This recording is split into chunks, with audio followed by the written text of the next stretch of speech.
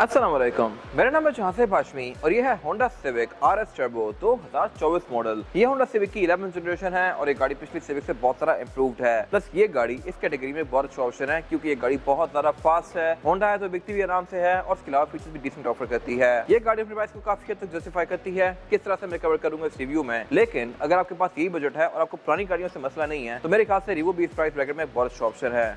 आपको इस प्राइस में यूज में 18-19 का रिवो मिल सकता है या फिर फॉर्च्यूनर भी मिल सकती है और वो गाड़ियाँ इससे साइज में बहुत बड़ी हैं लेकिन थोड़ी पुरानी हो जाती हैं। ब्रांड न्यू कार्स में ये गाड़ी बेस्ट ऑप्शन है। यूज में फिर बाकी और बहुत सारी गाड़ियाँ हैं जो कि मैं किसी वीडियो में डिस्कस करूंगा। फिलहाल अगर बात कीजिए स्पेसिफिक गाड़ी की तो ये गाड़ी 4 साल चली हुई है, इस्लामाबाद रजिस्टर्ड है, 24 मॉडल है, बरगंडी इंटीरियर है और इसकी डिमांड 98 लाख है। ये गाड़ी साइकिल मोटरस्पोर्ट के पास अवेलेबल है और अगर आपने इसके बारे में कोई इन्फॉर्मेशन लेनी है तो आप इस दिए गए नंबर पर कॉल कर सकते हैं या फिर आप साइकिल मोटरस्पोर्ट को विजिट कर सकते हैं जो कि रावलपिंडी में DH2 के गेट 1 के ऑपोजिट लोकेटेड है। साइकिल मोटर्स की टोटल 2 ब्रांचेस हैं, एक रावलपिंडी में मरी रोड पे और फिर एक रावलपिंडी में ये वाली ब्रांच। इन दोनों ब्रांचेस पे गाड़ियों की बाइंग एंड सेलिंग के साथ साथ गाड़ियों के काम भी किए जाते हैं जैसे कि tints, wrap, ceramic coating, PPF, graphene coating.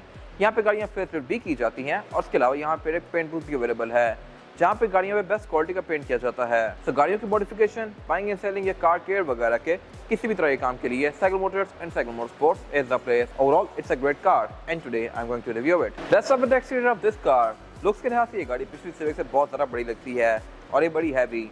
ये चौड़ी भी ज़्यादा है, लंबी भी ज़्यादा है और इसके अलावा इसमें रिम भी बड़े कर दिए गए हैं और फीचर भी पहले से बहुत ज़्यादा डिसेंट कर दिए गए हैं। लेकिन फ्रंट के लिहाज से सिविक की 11th जनरेशन मेरे ख्याल से डिसअपॉइंटमेंट है। बहुत सारे लोगों को पहले वाली शेप बहुत ज़्यादा बेहतर लगती है, इवन मैं भी उनमें से हूँ।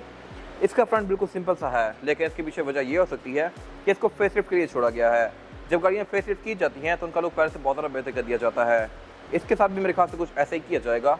Headlights, fog lamp, grill, bumper इसका बिल्कुल सिंपल सा रखा गया है, सटल सा, और मेरे ख्याल से फेसलिफ्ट में इसको काफ़ी अग्रेसिव कर दिया जाएगा। हेडलाइट्स इस गाड़ी में डिफरेंट हैं एज कम्पेयर टू एनी छोटा वेरिएंट। इसकी हेडलाइट्स में 2 पॉइंट दिए गए हैं लो के लिए और सेंटर में पॉइंट दिया गया है हाई के लिए। ये तीनों ही LED हैं और इसके अलावा इसके ऊपर एक DRL कंटिन्यू करती है जो कि इसकी लुक को बेहतर बना रही है।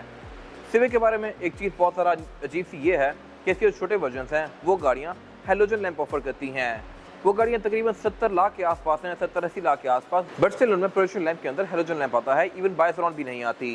तो ये मेरे ख्याल से एक बहुत वियर्ड चीज़ है। होंडा को इस हद तक चीप आउट नहीं करना चाहिए।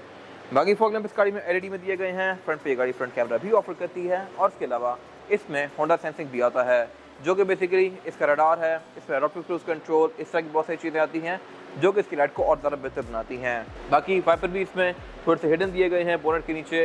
हेडलाइट्स के अंदर इसके ऑटोमेटिक वाला फीचर भी आता है, यानी कि डे ऑन को सेंस करके ऑटोमेटिकली ऑन और ऑफ होंगी।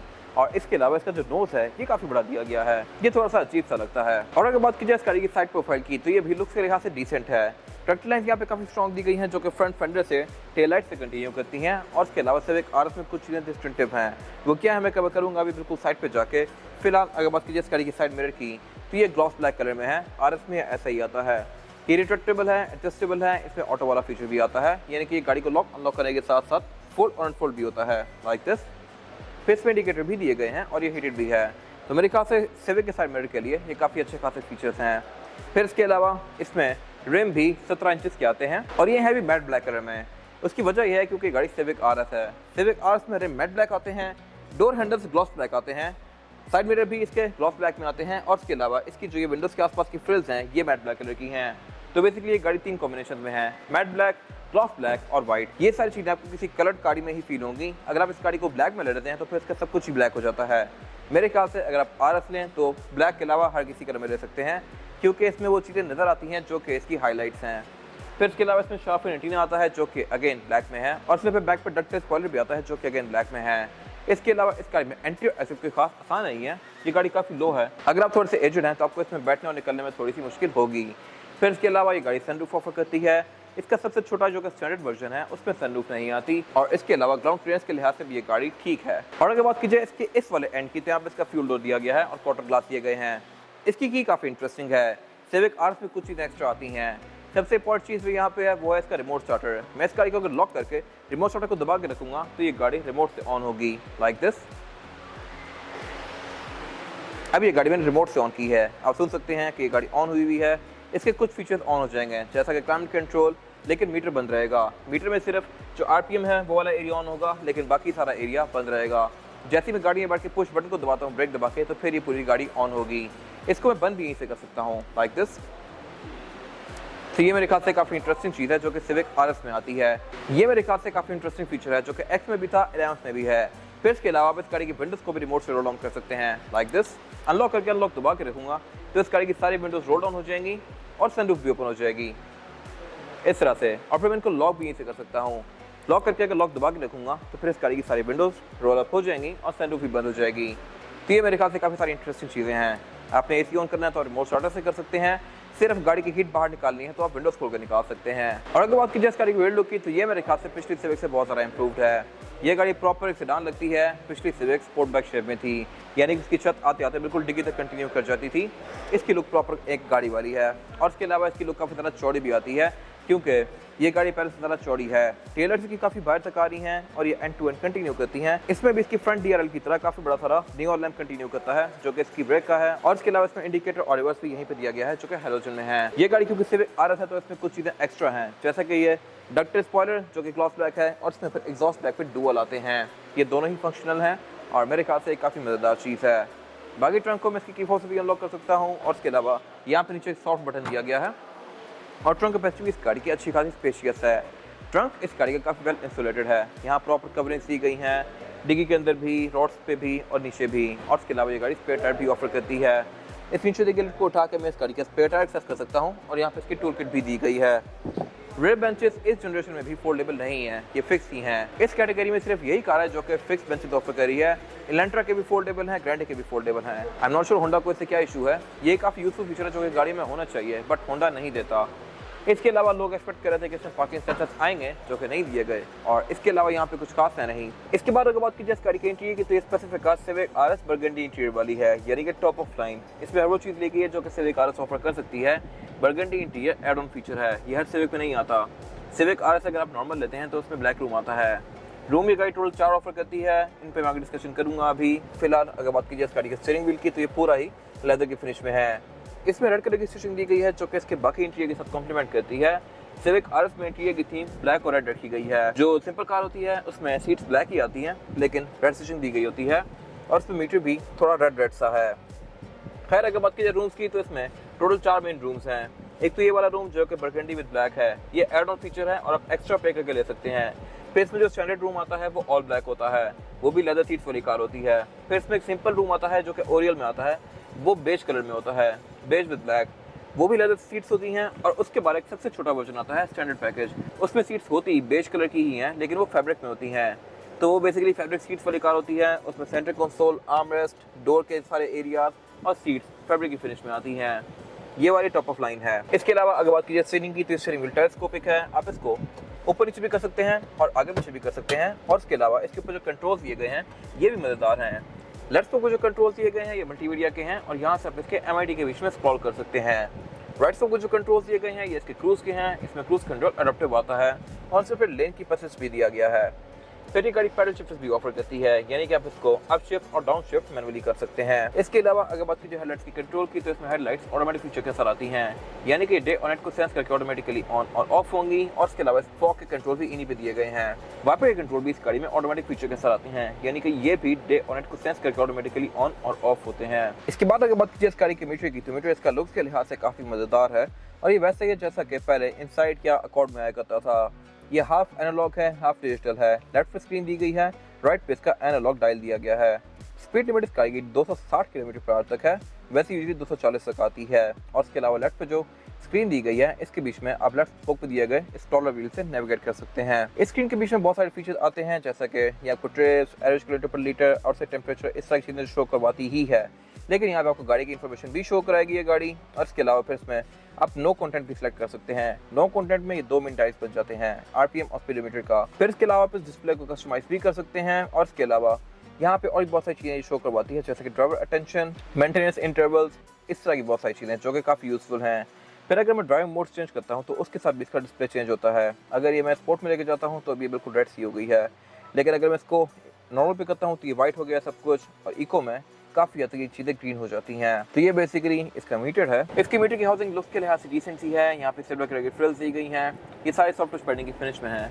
और अगर बात कीजिए इस गाड़ी के डैशबोर्ड की, तो ये साइज़ के लिहाज से ठीक है, लेकिन जो सिविक की 8th और 9th जनरेशन थी यानी कि रिबॉर्न और रिबर्ट, उनके डैशबोर्ड बहुत ज़्यादा बड़े थे। लेकिन उसके पीछे वजह भी थी। उनके डैशबोर्ड को बड़ा करने के लिए कंपनी ने बोनट छोटे कर दिए थे। आप अगर रिबॉर्न का बोनट देखें या रिबर्ट का बोनट देखें तो साइज के लिहाज से इससे आधा है। सिविक एक्स का बोनट बड़ा था लेकिन उसका डैशबोर्ड छोटा था। Same goes for this car, इसका भी बोनट बड़ा है लेकिन डैशबोर्ड छोटा है। इसके अलावा इसके डैशबोर्ड में ये मल्टीमीडिया स्क्रीन दी गई है जो कि फ्लोटिंग है। ये अलग से डैशबोर्ड से ऊपर निकली हुई है। इसमें ब्लूटूथ, ऑक्स, नेविगेशन, USB, इस तरह की सारी चीजें आती हैं। यहाँ पे आप कार्ड भी लगा सकते हैं और इसके अलावा इसमें फ्रंट कैमरा भी आता है। ये गाड़ी टोटल 3 कैमरा ऑफर करती है, एक फ्रंट पे, एक बैक पे और एक सेंटर में। और इस गाड़ी में एक चीज खत्म की गई है जो कि पिछली सिविक एक्स में आती थी। पिछली सिविक एक्स में यहाँ पे स्क्रीन आती थी और उसमें एक कैमरा यहाँ भी दिया गया होता था। तो बेसिकली सिविक एक्स में 4 इंटीरियर कैमरास थे, इस गाड़ी में 3 है। पिछले में 2 स्क्रीन थी, इसमें एक स्क्रीन है। तो इसमें ये वाला फीचर किल कर दिया गया है, I am not sure why. और उसके अलावा इसमें सेंटर कंसोल स्लाइडिंग वाला भी नहीं है। सिविक एक्स में स्लाइडिंग आता था। बाकी इस मल्टीमीडिया स्क्रीन से नीचे इसके एयरवेंट्स दिए गए हैं। एयरवेंट्स इसके लुक्स के लिहाज से काफी मजेदार हैं क्योंकि इनके ऊपर एक ये हनीकॉम ग्रिल दी गई है जो कि फिक्स ही है। नई कार्स में एयरवेंट्स अब काफी मिनिमलिस्टिक से कर दिए गए हैं। अगर आप i7 देखें, मोस्टली नई ऑडीज देखें, BMs देखें, मर्सिडीज देखें तो उनमें एयरवेंट्स बहुत पतले कर दिए गए हैं और कई गाड़ियों में तो आपको नजर भी नहीं आते। i7 में आपको एयरवेंट्स लिटरली गौर करने पर नजर आएंगे, वैसे नजर भी नहीं आएंगे। इसमें भी ऐसा ही है। इसके मैकेनिज्म को हाइड कर दिया गया है, जस्ट इसमें एक नॉब दिया गया है जहाँ से आप इसको मूव कर सकते हैं और बाकी सारा एयरवेंट पीछे है, आपको इसकी मूवमेंट नजर नहीं आती। सेंटर में इसका फिर यह सेलेक्ट बटन दिया गया है, नीचे क्लाइमेट कंट्रोल दिया गया है। क्लाइमेट कंट्रोल की गाड़ी डुअल जोन ऑफर करती है और ये चीज़ भी सिविक में पहली बार आई है। ड्राइवर और पैसेंजर अपनी मर्जी के लिहाज से क्लाइमेट कंट्रोल को एडजस्ट कर सकते हैं, लेकिन इसमें क्लाइमेट एडजस्ट करते हुए जो आसपास की लाइट्स हैं ये अपना कलर चेंज नहीं करती। होंडा HRV जो कि इससे छोटी कार है उसके क्लाइमेट कंट्रोल की लाइट्स चेंज होती हैं। अगर आप टेम्परेचर हाई करेंगे तो वो रेड होंगी, लो करेंगे तो ब्लू होंगी। इसमें ये एक ही रहती हैं। फिर इसके अलावा नीचे इसका ये रेड मिशेल डिफॉगर दिया गया है और इसके साइड मिरर का डिफॉगर भी दिया गया है। साइड मिरर ये गाड़ी हीटेड ऑफर करती है। फिर इसके अलावा यहाँ पे एक ये मैक्स कूल का ऑप्शन दिया गया है जिससे ये गाड़ी AC को मैक्स आउट कर देती है। उससे नीचे इसका ये स्टोरेज कंपार्टमेंट दिया गया है, USB इनपुट दिया गया है, 12 वोल्ट का पावर आउटलेट दिया गया है और उससे पीछे इसका ये गियर सिलेक्टर दिया गया है। इसमें जो गियर सिलेक्शन है वो है P, R and D की और D में करके आप इस गाड़ी को मैनुअली भी चला सकते हैं। उससे पीछे इसका ड्राइव मोड सिलेक्टर दिया गया है। ड्राइव मोड की गाड़ी टोटल 3 ऑफर करती है, नॉर्मल, इको और स्पोर्ट। तीनों के साथ इसके मीटर का डिस्प्ले भी चेंज होता है। फिर उसके पीछे ब्लैंक स्विच दिया गया है। आई एम नॉट श्योर यहाँ पे पोर्टेड वर्जन्स के अंदर क्या होता होगा। उससे पीछे इसकी पार्किंग ब्रेक दी गई है जो कि इलेक्ट्रॉनिक है और ब्रेक होल्ड दिया गया है। ब्रेक होल्ड भी काफी यूजफुल फीचर है अगर आपको यूज करना आ जाए। ये बेसिकली गाड़ी की ब्रेक को दबा के रखता है जब तक आप रेस नहीं देते। अभी मैंने ब्रेक होल्ड इंगेज किया तो मीटर में इसकी लाइट आ गई है, लेकिन जैसे ही मैं ब्रेक प्रेस कर दूंगा D में तो फिर ये ब्रेक होल्ड भी इंगेज हो गया है। अभी गाड़ी चलेगी नहीं जब तक मैं रेस नहीं देता। तो ये मेरे ख्याल से यूजफुल फीचर है। गाड़ी उतराई हुई पीछे भी नहीं आएगी, आगे भी नहीं जाएगी, बेशक जितनी मर्जी उतराई हो और हैंड ब्रेक इंगेज ना भी हो। ये बेसिकली आपके लिए हैंड ब्रेक को पकड़ के रखता है। फिर साथ यहाँ पे कप होल्डर्स दिए गए हैं। कप होल्डर्स में एक कम डीप है, एक ज़्यादा डीप है। उससे पीछे इसका सेंटर कंसोल दिया गया है जो कि स्पेस के लिहाज से स्पेशियस है लेकिन सिर्फ एक्स से छोटा है। इसमें एक ये ट्रे दी गई है जो कि अगेन इंटरेस्टिंग है। इसके बैक पे सिविक की फर्स्ट जनरेशन बनी हुई है और यहाँ पे एक टैगलाइन दी हुई है, the Civic history goes on. Nice attention to detail Honda. लेकिन इस गाड़ी में इन ट्रेस की 2 जगह दी गई हैं। मेरे ख्याल से यहाँ पे 2 ट्रेस आनी चाहिए थी और फिर आप एक को निकाल के इसको यूज़ कर सकते हैं, बट इसमें दी एक ही गई है। अब इसको ये आगे या पीछे लगा सकते हैं इस तरह से। और इसके अलावा इसका जो हुड है स्लाइडिंग नहीं है।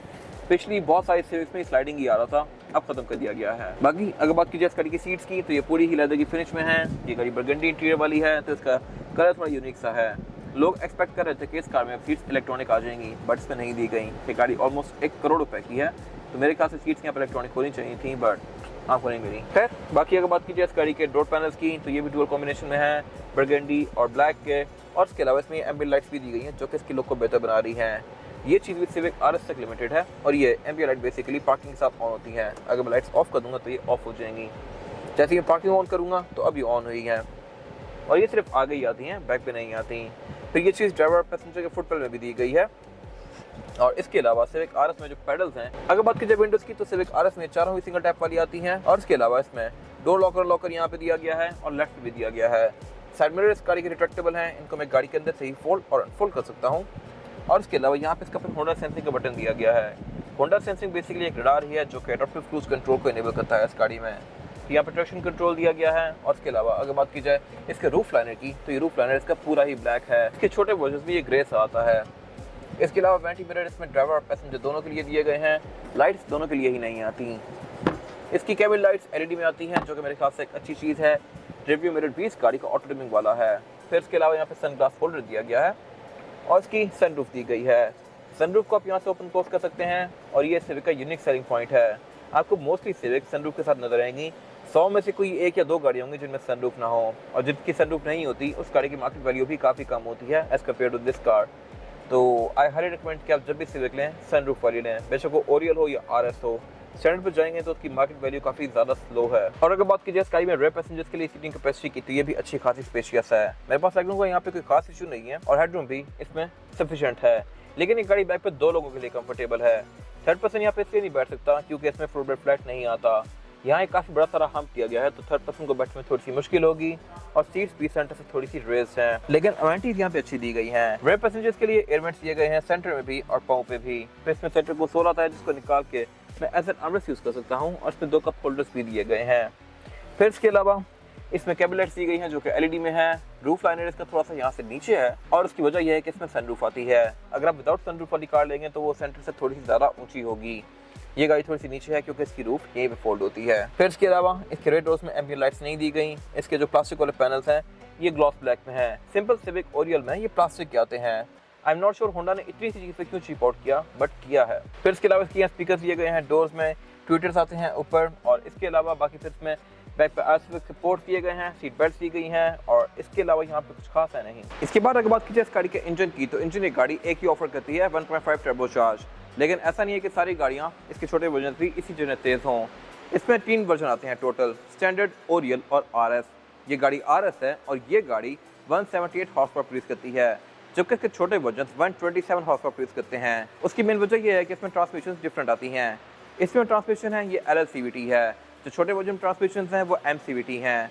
तो ये गाड़ी उनसे बहुत सारा हॉर्स पावर प्रोड्यूस करती है और इसके टर्बो में भी कुछ रिफाइनमेंट्स हैं जो कि इसकी परफॉर्मेंस को बेहतर बनाती हैं। 178 हॉर्स पावर और ये बॉडी साइज एक काफ़ी अच्छा कॉम्बिनेशन है। ये गाड़ी आराम से 2500 और 3000 सीसी गाड़ियों के साथ कम्पीट कर सकती है और ये गाड़ी 0 to 100 भी काफ़ी क्विक करती है। बाकी इसमें फिर ABS, traction control, drive modes, इस तरह की चीज़ें भी दी गई हैं। ये वैसा ही इंजन है जैसा कि सिविक एक्स यानी कि 2016-17 वाली सिविक RS में आया था। इसमें कोई खास रिफाइनमेंट नहीं की गई, बल्कि इसका जो इंजन का हुड है इस पे मेरे ख्याल से थोड़ा सा चीप आउट कर दिया गया है। पहले वाली कार में आज जीन्स की बैजिंग आती थी, इसमें बैजिंग निकाल दी गई है। उसकी जगह है लेकिन बैज नहीं है। I am not sure why. वैसा बैज जैपनीज कार्स में आता है, जैसा कि इनसाइट हो गई, पाकिस्तान में भी ऑफर कर रहा था होंडा, लेकिन अब निकाल दिया गया। बाकी ये इंजन सिर्फ 15 सीसी होते हुए काफ़ी मैसिव है क्योंकि इसमें टर्बो आता है। इंजन बेस का काफ़ी टाइटली पैक्ड है और ये काफ़ी एक्सपोज सा है। यहाँ पे कोई खास इंसुलेशन नहीं दी गई। आपको शॉक्स, फेंडर्स, फ्रंट, हुड खोलने का मैकेनिज्म, पानी की बोतलें, सब कुछ आपको सामने नजर आ रहा है, जो कि मेरे ख्याल से बहुत वियर्ड है। बाहर से आने वाली कार्स में यहाँ पे सोल्यूशंस आती हैं, पाकिस्तान में नहीं दी गई। आप आफ्टर मार्केट लेके लगवा सकते हैं और ये साइकिल मोटरस्पोर्ट के पास भी अवेलेबल हैं। बाकी इसके बॉडी के अंदर सोल्यूशन दी गई है और इसके अलावा यहाँ पे कुछ खास है नहीं। इसके बाद अगर बात कीजिए इसका टायर साइज की, टायर साइज ऑफर करती है सिविक RS, ये है 215, 50 और 17। इसमें 17 इंच का रिम दिया गया है जो कि मल्टी स्पोक है और मैट ब्लैक है। ये रिम सिविक RS से लिमिटेड है। छोटे वर्जन में रिम्स छोटे आते हैं 16 इंचेस के। टायर्स गाड़ी में BG थंडर मैक्स है जो कि जनरल की सब्सिडरी है। आई हाईली रिकमेंड कि आप ये गाड़ी लेने के बाद इसके टायर चेंज करवा दें। इसकी राइड काफ़ी ज़्यादा स्मूथ हो जाएगी और इसके अलावा ये नॉइस भी काफ़ी प्रोड्यूस करते हैं।